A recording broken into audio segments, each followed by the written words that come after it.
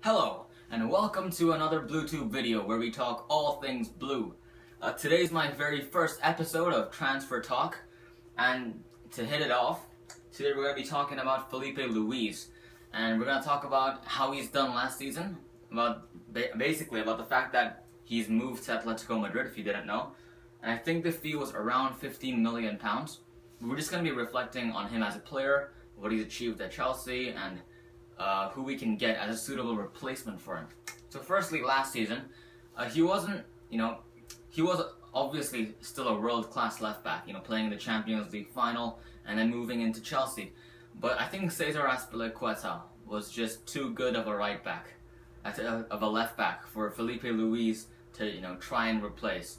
So in the end, Chelsea's back four was Azpilicueta, John Terry, Cahill, and Ivanovic throughout the whole season, and that was the A team, and that just never changed. So unfortunately for Filipe Luis, even though he was a world-class player, he didn't really get the chance that he deserved.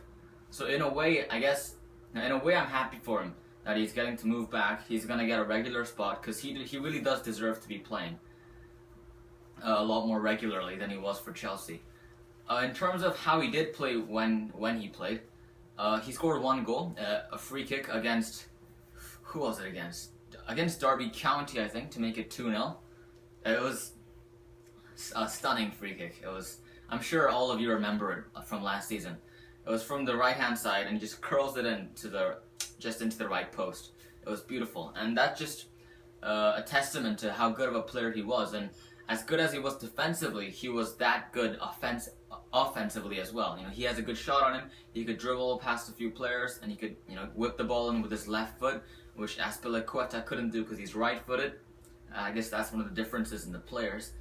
And also, defensively, Filipe Luis is one of the best tacklers that I've seen, I think.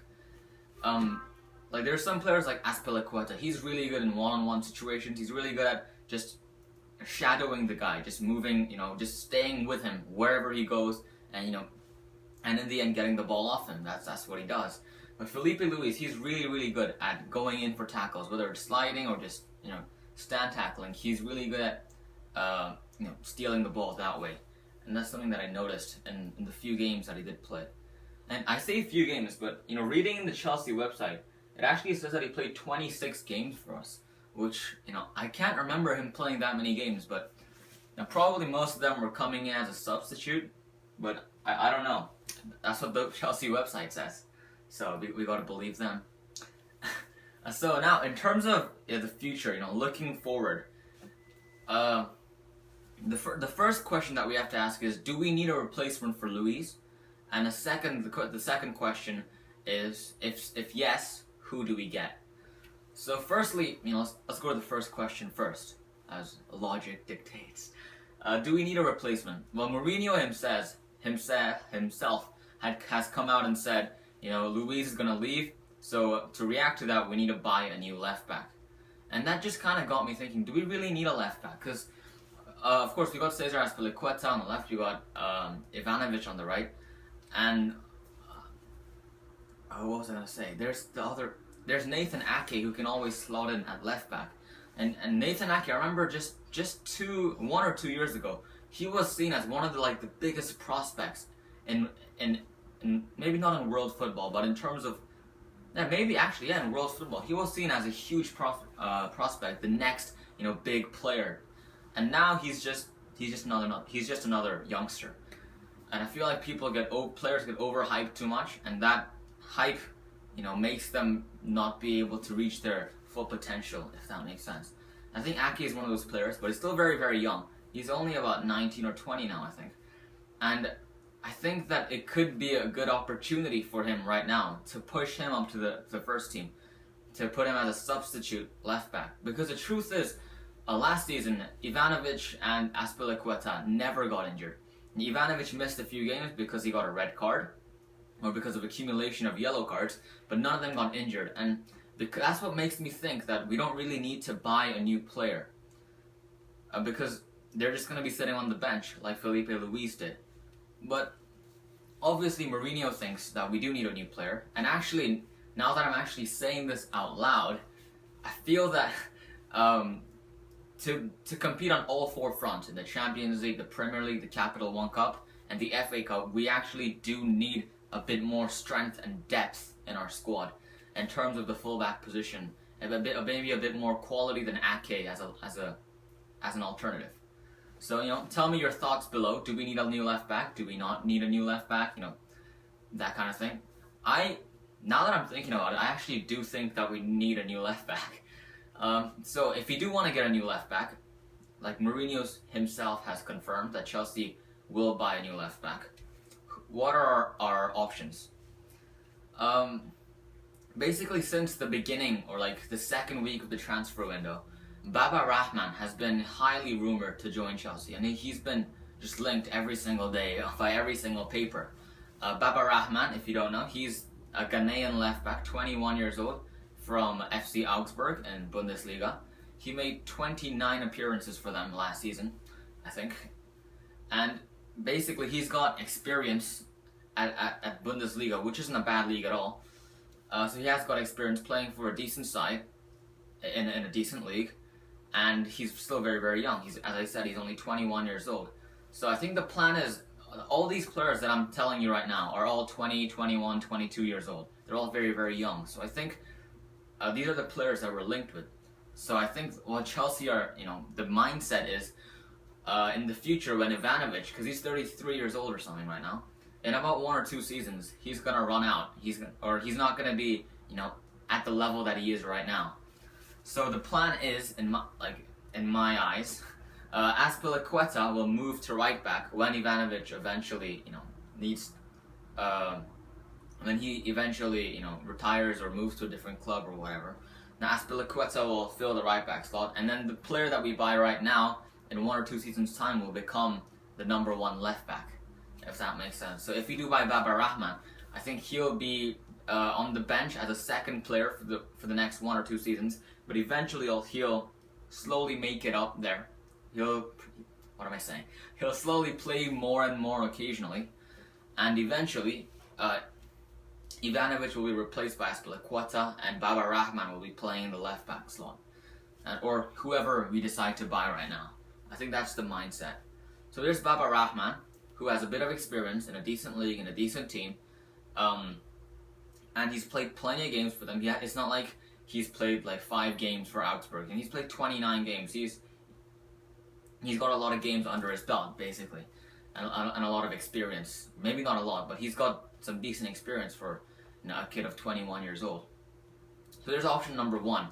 And someone else, the second option, is a Brazilian left back from, get some water.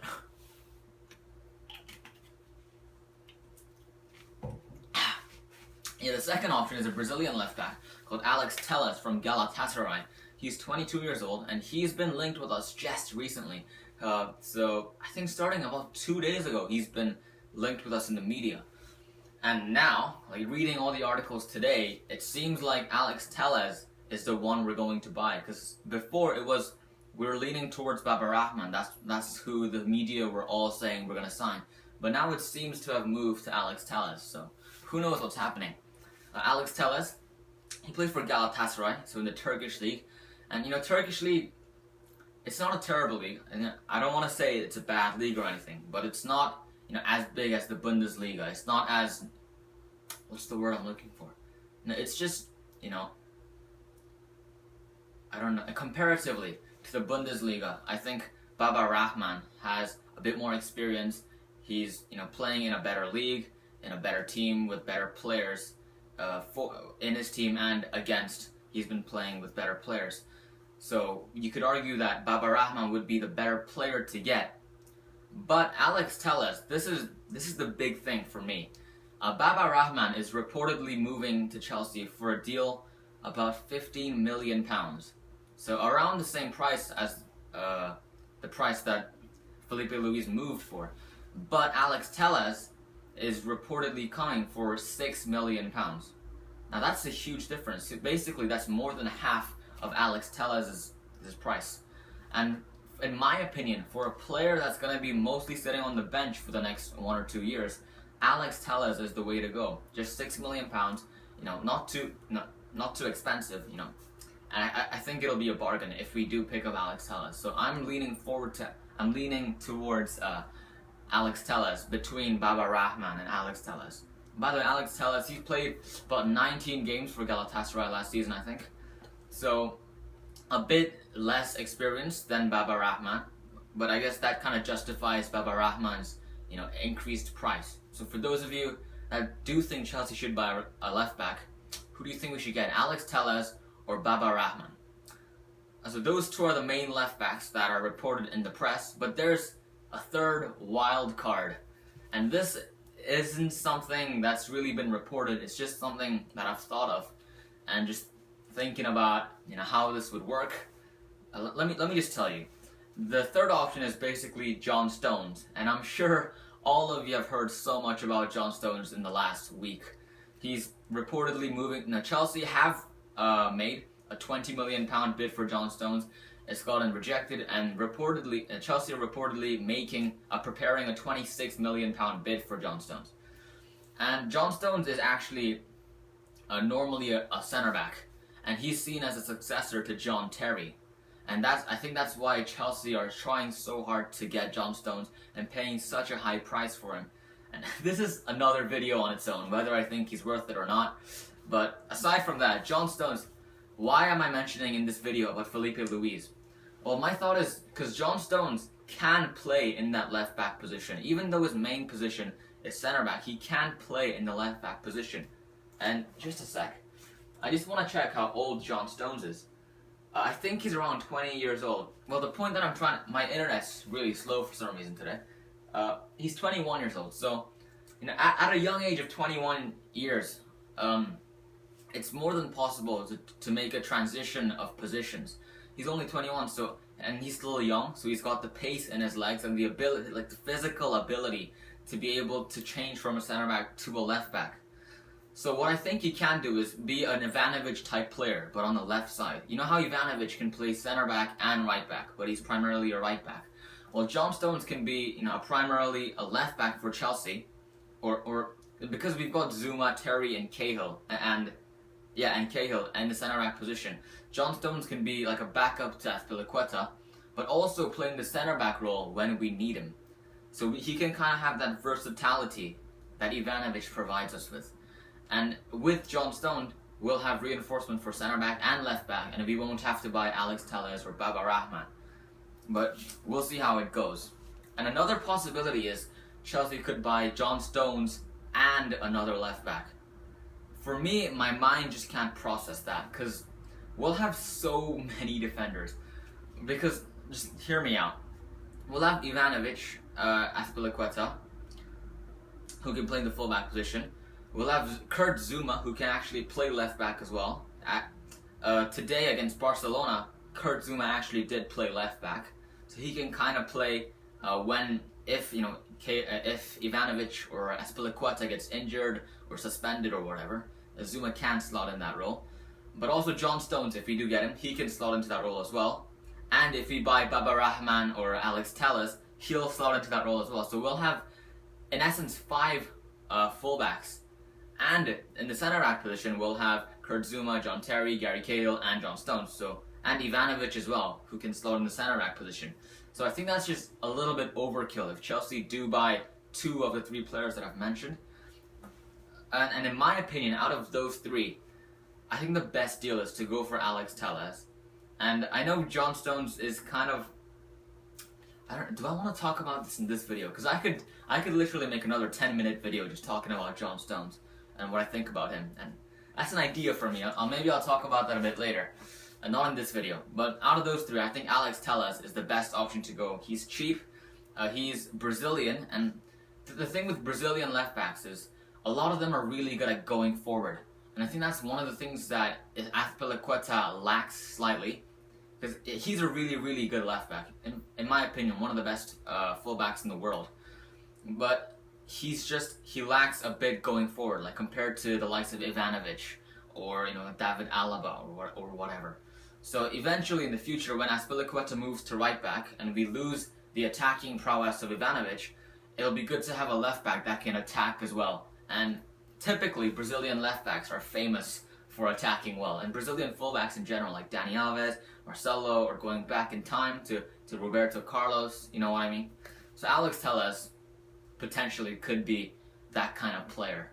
But we'll just have to see in the future how he turns out. And let me just close that. That kind of sums up this entire video. So Filipe Luis, getting back to Filipe Luis, for the 1 year he's been here, he's won 2 trophies. He's been a great servant to the club. He's played very well, always kept a professional attitude.